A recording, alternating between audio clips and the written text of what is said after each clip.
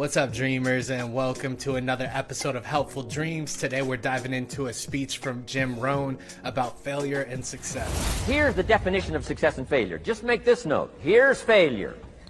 A few errors in judgment, repeated every day. Now, you can automatically assume, Mr. Rohn, I say, I can understand that.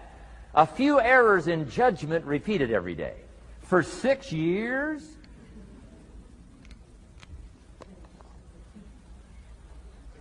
I'm with my father. I think I told this story the last time I was here. My father, 88 years old, he's never been ill, still hasn't retired. Not long ago, midnight, we're getting ready to go to bed. We've drilled a new well, got some extra water, got some more acres going. He's all excited. At midnight, we're getting ready to go to bed. My father's eating what he calls his midnight snack. A little bite to eat before you go to bed. Don't have to go to bed hungry. And I'm watching him eat this midnight snack. Guess what he had? An apple, a few graham crackers, and a glass of grapefruit juice. I said, no wonder my father's so healthy. My mom taught us all those good health practices. Taught me when I'm growing up, right? I'm an only child. I've never been ill. Passed the big 5-0 some time ago. My two daughters, 32, 33, never been ill. My grandkids, never been ill. I'm telling you, the legacy lingers on. As I watched my father have this midnight snack, suddenly occurred to me. I know that's part of it. An apple, what? A day. That's gotten to Dallas-Fort Worth, right? An apple. An apple a day keeps the doctor away. Good question for this intelligent audience. What if that's true? You say, well, Mr. Rohn, if that's true, that would be easy to do. Then what's the problem? It's easy not to do. It's easy not to adopt it as your own personal philosophy. Or the guy messed up the saying. Guy says a Hershey bar a day. Say, no. No. You've been watching too much television. It is not Hershey bar. You got to be smarter in philosophy than to fall for the Hershey bar a day when it's an apple a day. You've got to be smarter than that. And if you make that kind of an error in judgment every day for 6 years, I'm telling you, it'll accumulate into disaster. Sometimes the first year you say, well, you know, I'm so healthy now, what difference is it going to make? You've got to be smarter than that. Just because disaster doesn't fall on us at the end of the first day doesn't mean disaster isn't coming. You've got to be so smart that you look down the road and say, will the errors in my present judgment of philosophy, what's that going to cost me in 1 year, 6 years, 1 month, 6 months? I'm telling you, the money cost and the health cost and the success cost is too gigantic if you'll look down the road a little ways and say, are there errors in my current judgment like an apple versus a Hershey bar? Is that just a good illustration of some of the rest of my errors in judgment? If it is, that's where I found myself at age 25. I started working when I was 19. I met my teacher who helped turn my life around when I was 25. That's 6 years. At the end of the first 6 years of my economic life, I've got pennies in my pocket. I've got nothing in the bank. The creditors are calling saying, hey, you told us the check was in the mail. I'm embarrassed. I'm behind on my promises. I live in America. I'm 25-year-old American male. I got a nice family, every reason to do well. And I'm messed up. Now, what's messed up? I used to think it was the community that was messed up, and the country was messed up, and the government was messed up. If those Democrats ever get in the White House, that'll really mess things up. If the Republicans stay in power, that'll really mess things up. The economy was messed up. Interest rates are messed up. I thought all this stuff was messed up. Then I found out that's not what was messed up. I was criticizing the only thing I had to work with. What was really messed up was my own personal philosophy. My own errors in judgment in my own personal philosophy brought me in 6 years to pennies in my pocket, nothing in the bank, and trying to explain why I wasn't doing well, living in America, 25-year-old American male, got a family, every reason to do well. Now, once I understood this, here's the formula for failure: errors in judgment, being lax about developing your own personal philosophy. I'm telling you, it's called accumulated disaster. It doesn't matter whether it's your health or your bank account. Guy's got an empty bank account, probably has high cholesterol. Why? Over the last 6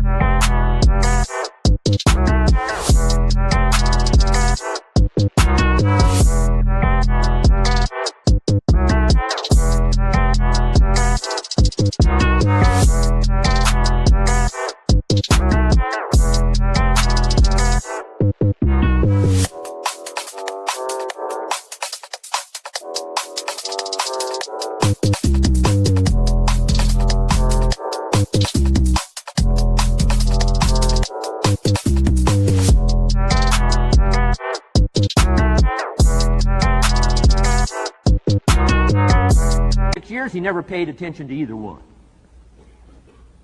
And it doesn't matter whether it's a dollar, or whether it's your money, or whether it's your cholesterol count.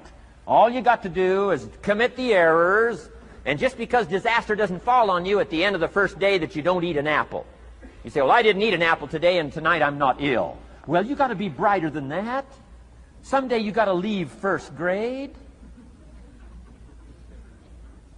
The reason we make those first grade desks so small so they won't fit at age 25. I mean, right? You don't belong here anymore. Come on. Now let me give you the secret to success. The formula for failure: a few errors in judgment repeated every day for 1 month starts the weakness, starts the disaster process. You can imagine what happens in 6 years.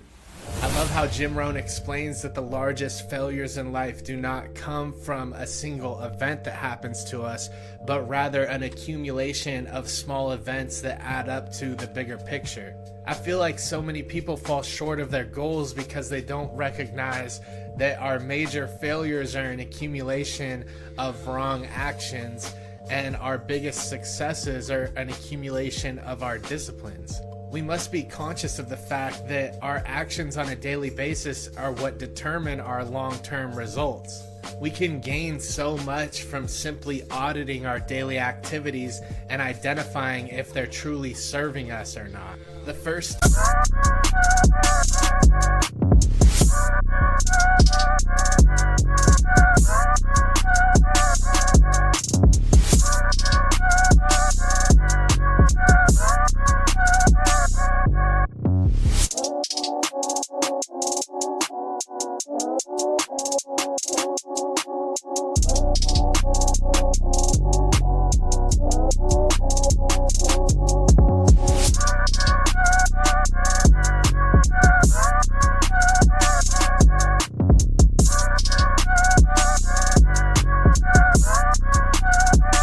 step to implementing positive disciplines in your life that will make the difference is to identify where you struggle on a daily basis. We can start this process by writing down what we do day to day and figuring out what is working against us and working for us. The next step is looking at what the positive actions are and what past successes we've accomplished from those actions. Doing this will help us realize our strengths as well as certain times and situations that were more productive than usual. We can then use that information to properly plot out our actions during the times that were most productive. Committing to new disciplines and properly executing this process is easier said than done. There's going to be days where we don't feel motivated and we'll fall short of our commitments. During this time of difficulty, it's important that we rely on our visualization process and we focus on our desired outcomes rather than dwelling on our shortcomings.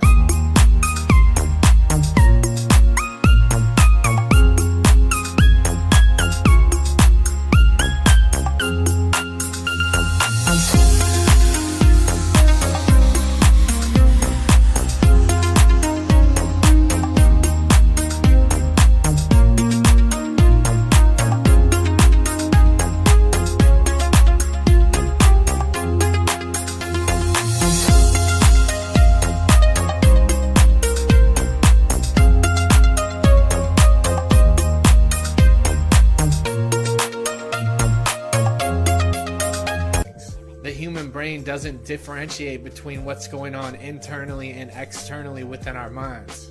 So exercising positive visualizations will help you get through the tough times and continue the momentum into the next day. There's nothing wrong with taking time to reflect and recharge, but we must not stay stagnant for too long. A lot of people fall short of their commitments because they're waiting for the right time to do something. We must realize that the time to start pursuing our goals is never going to be completely right. We're never going to feel 100% comfortable going into a new disciplined process. So many people fall short of their potential because they're perfectionists about how they feel, and they believe that there's going to be this magical right time to get things done. Remember that it's also important to start small. Most people think that procrastination comes from a lack of motivation or a lack of inspiration, when it really comes from a lack of a plan. If you're currently in a state of procrastination, I challenge you to take your larger goal and break it down into smaller, actionable steps to see what'll happen. Oftentimes, when I get smaller steps broken down on paper, it makes it easier to begin the process. We must take action, fail fast, and continue to move forward at all times. Once you begin to fulfill these small disciplines that you implement into your daily life that are serving you, you're gonna